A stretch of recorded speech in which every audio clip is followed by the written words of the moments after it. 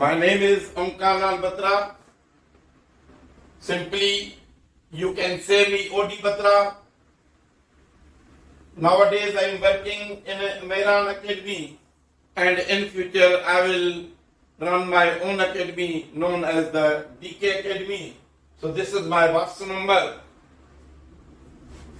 जैसा कि आप जानते हैं कि मैं अपने लेक्चर फर्स्ट ईयर इंटर पे बहुत किए हुए हैं। अब मैंने 9th मैट्रिक को भी समझाने की कोशिश कर रहा हूं। 9th का टॉपिक मैंने डिस्कवरी ऑफ इलेक्ट्रॉन पे लेक्चर किया हुआ है। टुडे 9th के ही topic discovery of proton and neutron पे काम करेंगे। Discovery of proton. After the discovery of electron, ये सोच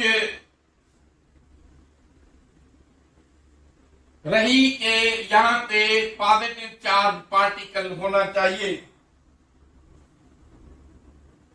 तो जैसा कि आप जानते हैं, इस क्रूक्स ट्यूब में एयर को बाहर निकालकर हम करंट को पास कराते हैं। कैथोड से ये करंट मूव करता है और इसमें बहुत ही एयर को एवाक्यूएट करके प्रेशर को ड्रॉप किया जाता है। अब ये देखा गया कि कैथोड रेज यहां से निकल रहे हैं, स्ट्रेट को जा रहे हैं टुवर्ड्स एनोड साइड। तो एक तब्दीली की है इस में कैथोड में कि कैथोड को अभी परफोरेटेड बनाया गया है, या इस तरह या फिर इस तरह।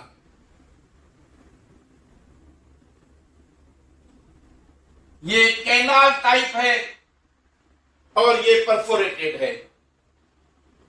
दोनों को इस्तेमाल किया जा सकता है। अब जब इसको कैनाल की तरह बनाया गया या परफोरेटेड बनाया गया, सोरासदार, और यहां पे जिंक सल्फाइड स्क्रीन लगाकर फ्लोरेसेंट स्क्रीन जो चमकती है, जब कोई चीज उससे टकराती है तो ये चमकती है। तो देखा गया कि कुछ पार्टिकल हैं जो यहां पे टकराते हैं जब, तो ये ग्लो करती है।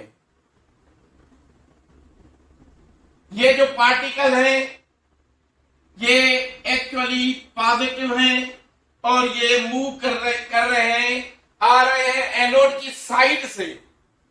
एनोड से नहीं निकलते, एनोड से नहीं निकलते, ये एनोड की साइड से मूव करके आ रहे हैं और ये जा रहे हैं यहां से परफोरेटेड से क्रॉस करके इस पे टकरा रहे हैं।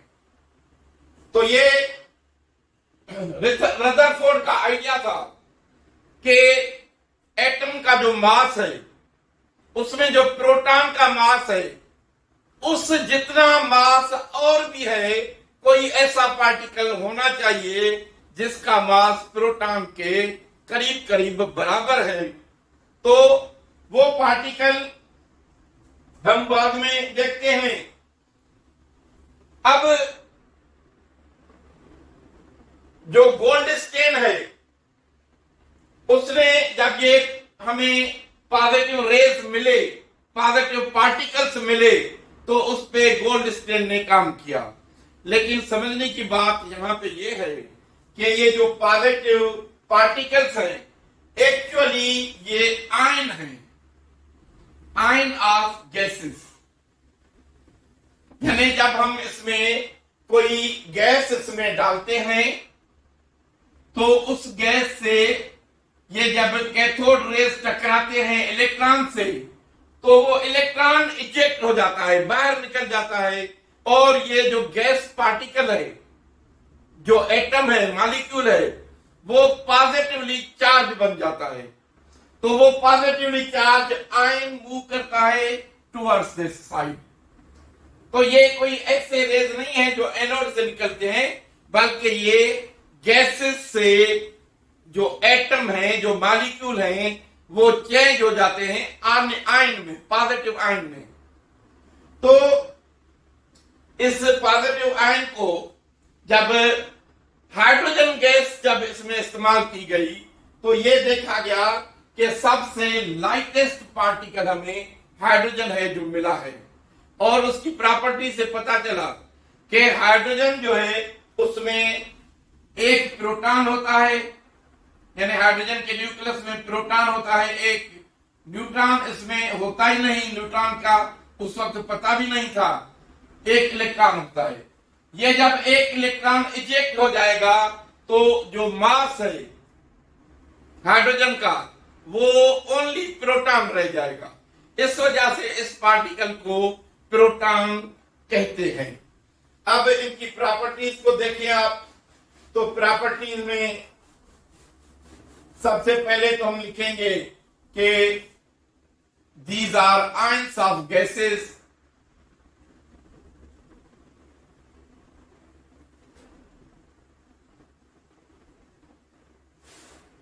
ये भी ट्रेवल जो करते हैं, स्ट्रेट करते हैं, ट्रेवल इन स्ट्रेट लाइन।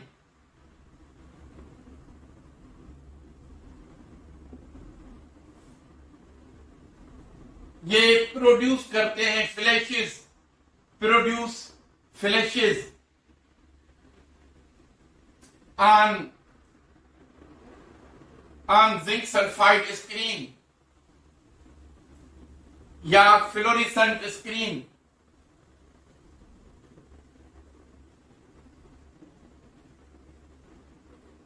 और इनको जब पास किया जाए, यानी जब इनको पास किया जाए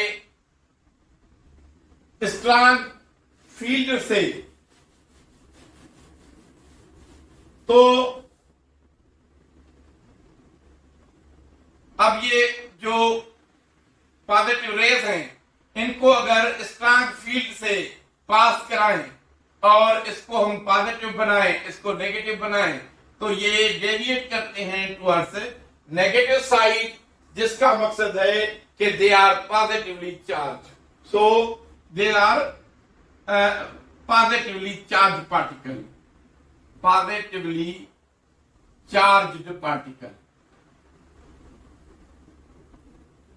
अब हमने देखा था कि इलेक्ट्रॉन जो है उसका E/m रेशियो सेम आ रहा था सबका, जो भी गैस चेंज करते थे तो सेम आता था, एनोड चेंज करते थे तब भी सेम आता था, कैथोड चेंज करते थे तब भी सेम आता था।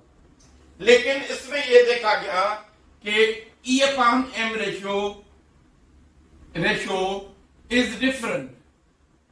Is different for different gases, different for different gases, क्योंकि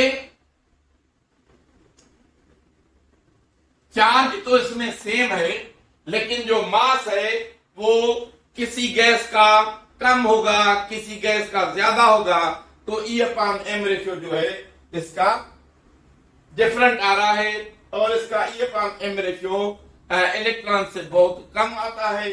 उसके बाद इस पार्टिकल का जो मास है वो इलेक्ट्रॉन के कंपेयर में, यानी इलेक्ट्रॉन से कंपेयर किया जाए तो मास ऑफ प्रोटॉन इज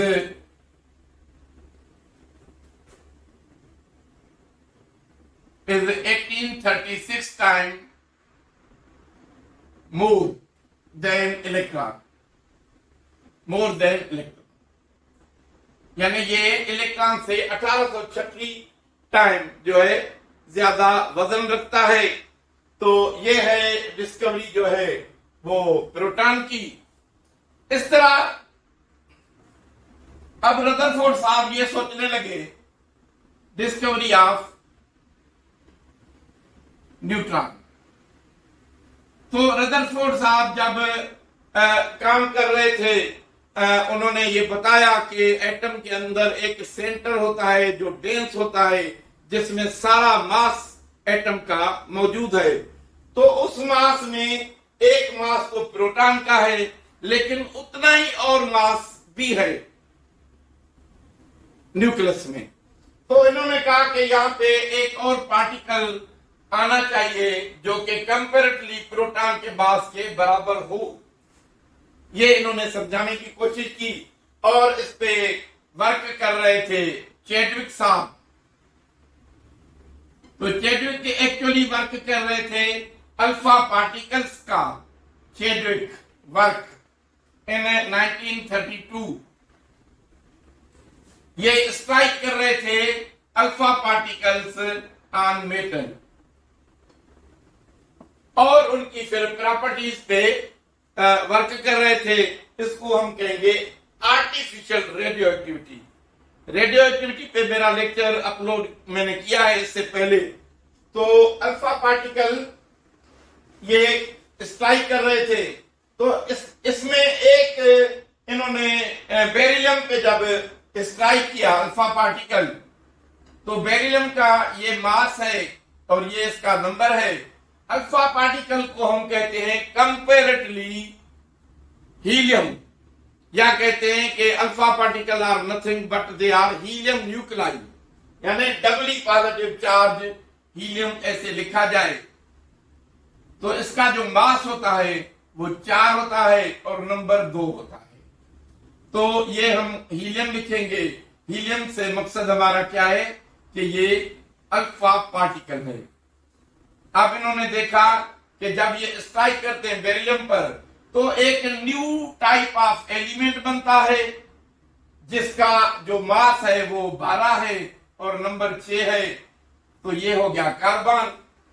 उसके साथ साथ रेडिएशंस यहां पे निकल रही हैं। रेडिएशंस जब उनकी प्रॉपर्टीज को देखा गया तो देखा गया कि उनका मास है 1 और उसका चार्ज है 0, तो दे कॉल इट न्यूट्रॉन। यानी 9 4 13, ये 12, ये 1 mass of the neutron comparable to the proton. और इसका नंबर है 4 and 2 6। ये चला गया कार्बन में, तो ये नंबर हो गया 0, यानी चार्ज हो गया 0। तो ये जो रेडिएशंस है ये नॉट अफेक्टेड हैं इन द इलेक्ट्रोमैग्नेटिक फील्ड और द इलेक्ट्रोस्टैटिक फील्ड। तो ये न्यूट्रल रेडिकल हैं और इनको पेनिट्रेशन पावर जो है वो ज्यादा है। Penetration power is high, is high. तो ये पार्टिकल है जो कि यानी एटम का मोस्ट इंपॉर्टेंट जो पार्टिकल है, इलेक्ट्रॉन प्रोटॉन। तो ये थर्ड पार्टिकल डिस्कवर हुआ by the Chadwick, that is called neutron. तो ये है इस चीज की।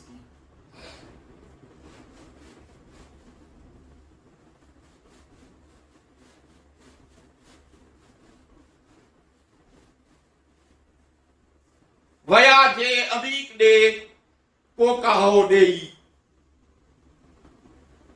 तंड सिपूं सूजे कडियूं पातारा पेई।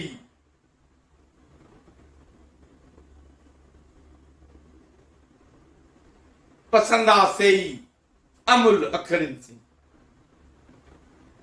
यानी जो लोग जाते हैं सिपों को ढूंढने समंदर के तहे में, वो देखते हैं लाखों किस्म की सिप्पी वहां मौजूद होती है, लेकिन वो जो जानते हैं कि कौन सी सिप अमल है, अमल, तो पसंदा से ही अमुल अखरिन से उनको पता चलेगा कि इन लाखों में से कौन सी सिप है जिसमें हीरा मौजूद है जो अमल है।